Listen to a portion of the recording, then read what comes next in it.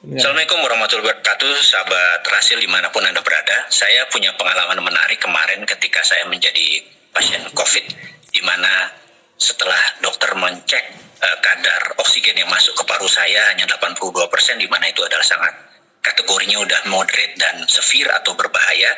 Saya akhirnya harus dirawat di opname di rumah sakit. Kemudian oleh dokter ada tindakan cepat, yaitu memberikan plasma. Saya sendiri bertanya, apa itu plasma?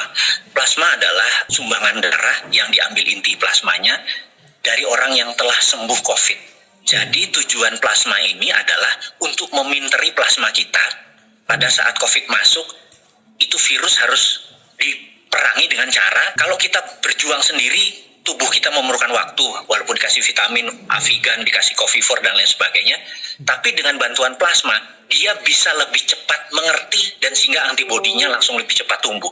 Dan alhamdulillah di hari keempat, plasma itu dapat, dan sebelum plasma itu diberikan ke saya, dokter kita bertanya dengan nada yang sangat suaranya paro, dia bilang, "Pak, izin, mau nggak nanti pada saat Bapak sudah sembuh, Bapak menyedekahkan plasma Bapak sebagai antibodi untuk orang lain?" Saya bilang, saya janji saya nggak akan pernah berhutang pada kehidupan, jadi apa yang saya dapat saya akan giving back gitu ya, sebagai tradisi kebiasaan kita sebagai sesama muslim. Saya bilang, iya, terima kasih Pak.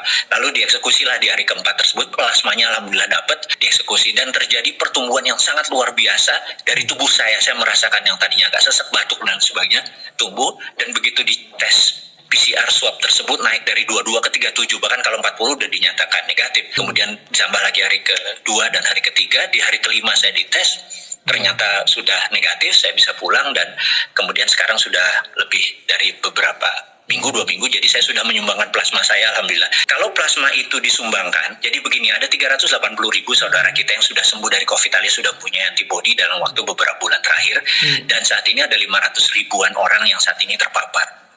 Kalau 50.000 aja sahabat kita yang pernah terkena COVID yang sudah punya antibodi ini menyumbangkan plasmanya, kemudian plasmanya ini diberikan kepada sahabat kita yang saat ini lagi kena COVID, maka COVID itu sembuh tanpa perlu vaksin, tanpa perlu vitamin ya perlu, tapi akan lebih cepat. Dan di sini akan COVID itu akan cepat musnah atau hilang gitu ya. Nah, dengan demikian kami berharap sahabat semua, yang bagi Anda yang pernah terpapar COVID dalam waktu mungkin kurang dari 3 atau 4 bulan terakhir, Anda masih punya antibodi, itu terbaik.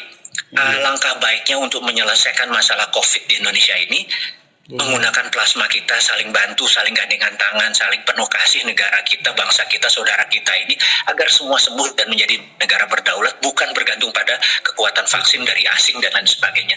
Ini adalah kontribusi yang menarik bagi sahabat kalau ingin berjihad membantu saudara kita. Memang benar, tidak semuanya perlu plasma. Jadi kalau dibagi tiga masalah COVID, ada yang memang tidak bergejala, karena mungkin antibodinya bagus, itu mungkin sekitar 40-50% mungkin tidak memerlukan plasma, tetapi yang 34% memerlukan plasma, di mana masuk kategori moderat atau severe. Tetapi yang sudah memerlukan ventilator dan lain sebagainya, mungkin plasma tidak terlalu menolong banyak, tapi bisa menolong.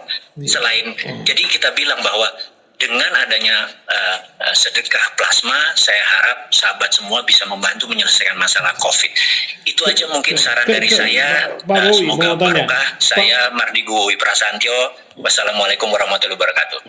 Pak Wowi, kalau mau menyumbangkan plasmanya kemana? Ke PMIK atau ke rumah sakit? Dan katanya cuma RSPAD yang bisa melakukan itu, atau bagaimana Pak Wowi? Betul, jadi saat ini yang terbaik adalah ke RSPAD karena alatnya lengkap dan sumber daya manusianya lengkap, tapi PMI juga bisa, gitu ya, dimanapun, PMI juga bisa. Dan saat ini di seluruh Indonesia PMI bisa, jadi saya sarankan untuk Anda yang di Jakarta, kedua lokasi yaitu ke RSPAD dan PMI, dimanapun, dan untuk yang di luar Jakarta bisa ke PMI setempat. Oke, thank you, Kak Top, makasih.